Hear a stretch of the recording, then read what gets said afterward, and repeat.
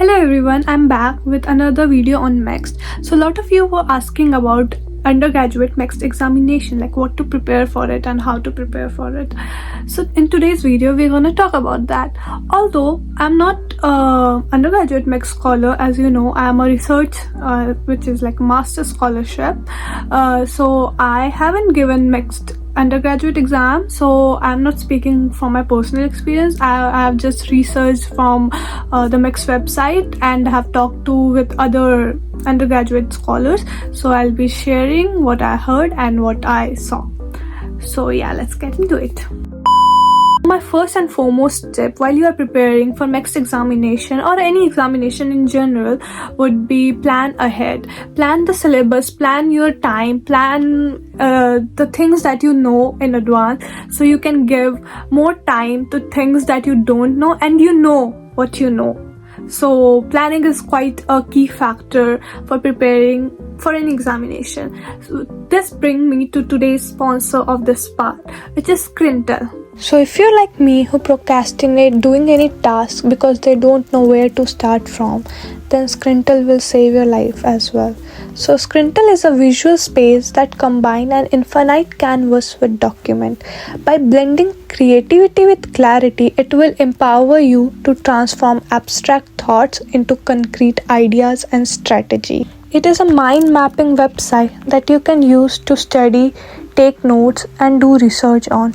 Best for someone who learns visually. It will also offer you infinite canvas so that all your research notes and ideas are at one place. It is a one global archive where all your cards are permanent and reusable, so you can seamlessly search and reuse those cards across different boards and contexts. So it will enhance your flexibility and adaptability, and your work will never get lost. One of my biggest issue while doing an assignment or research is that I often lose my resources and reference. At times like that, Skrintel becomes my savior because it has the feature to store bidirectional links where you can add links as well as pictures or even YouTube videos, forming a network of interconnected thoughts. So you don't have to worry about getting your work lost. The open window feature will allow you to look into card content while navigating through Canvas and connecting the dots between your ideas. And the best part about this all is that it has such an easy access, whether be it your PC, your tablet, or even your smartphone. You can access it anywhere. And I have been using Skrintel to organize my schedule, manage my plan, and keep tracks of my goals. You should totally check them out, as it will be a great help when preparing for exam. And if you use my link, which is linked in description, you will get 14 days of free trial. So have fun exploring Skrintel, and all the best for your exams. So we will start with what are the segregation in MEXT, like who can apply in MEXT. I've already talked about it in detail in my previous video, so you can check that out, and you can always check that MEXT website for more detail. But I'll quickly summarize. So the MEXT is divided into two categories: natural science and social science. So for natural science, there's two categories inside: natural science A, natural science B. So natural science A consists of physics, like PCM categories, which is like engineering, electrical engineering, metallurgical engineering, computer science, and all. And for natural science B consists of bio-related fields, which is agriculture, veterinary, animal science, and all. And you cannot do MBBS or dentistry through MEXT in Japan.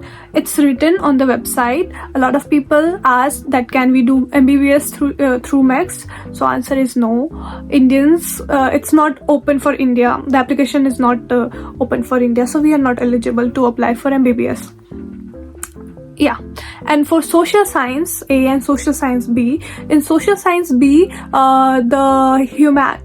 economics as well as business categories there. And for social science A, humanities, law, political science, language, and other fields are there. So you can check the detailed list on the website. And yeah, these are the courses that you can take. So we'll talk about the syllabus. So for natural sciences, you have to take examination for Japanese B, English B, Mathematics B, and chemistry.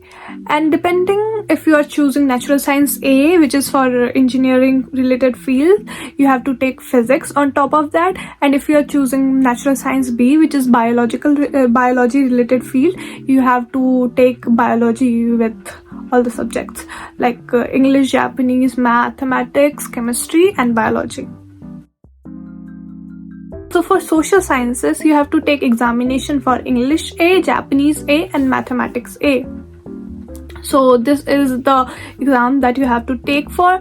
And a lot of people ask that if we are applying for social science, do we have to prepare how do we prepare for mathematics?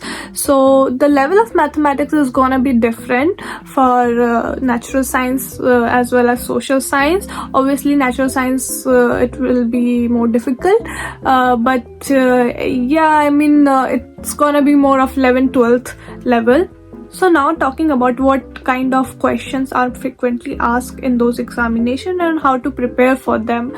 So for mathematics, from what I've observed from the pattern of previous year question papers, for that there were questions from general mathematics, which is like graphs question about the line, parabola and all. There were a lot of questions from probability, so I think that's an important topic that you should revise. And then there are questions from calculus as well, and then trigonometry and geometry as well. So these were the most frequent topics that appeared. So you can always like plan and give more weightage to those topics and plan accordingly. So yeah, and how to prepare for those examination is that the most important thing is to revise, to go through the old previous examination paper for MEXT. You can find those at the MEXT website, and I will link that down below in description also.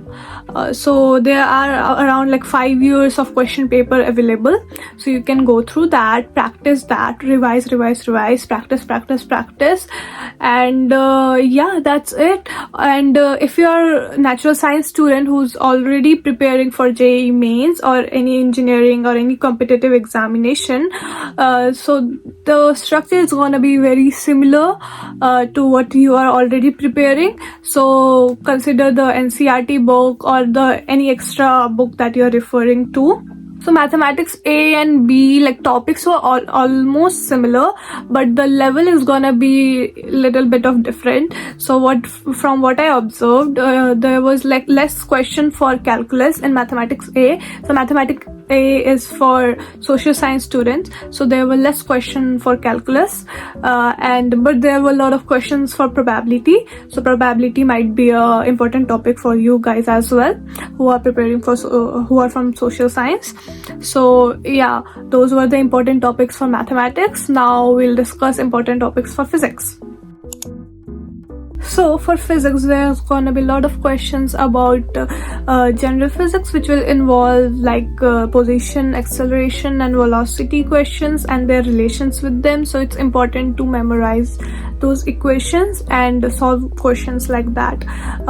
And there will be questions about wavelength and frequencies, which come under optics and waves. And then the simple harmonic motion was also an important topic. So remember those equations as well, so practice that questions. And then there's gonna be a topic like question on topics like thermodynamics, mechanics, and yeah, mostly those topics. Again, the main reference is the old question paper. Practice that thoroughly, practice all the 5-year question paper.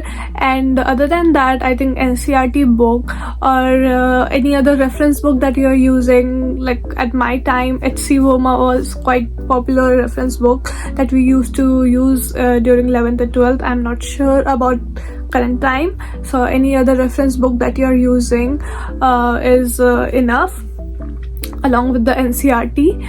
And yeah, this is it for physics. coming to chemistry, the important topics of chemistry is gonna be like periodic table is kind of an important topic. There's gonna be like question where you will need to remember the periodic table, but periodic table will not be provided, so it's important to remember the periodic table. Then organic chemistry is important, and then I forgot a lot of it, but chemical equilibrium was also important, and stoichiometry was important. So these are the important topics that I can remember now from chemistry.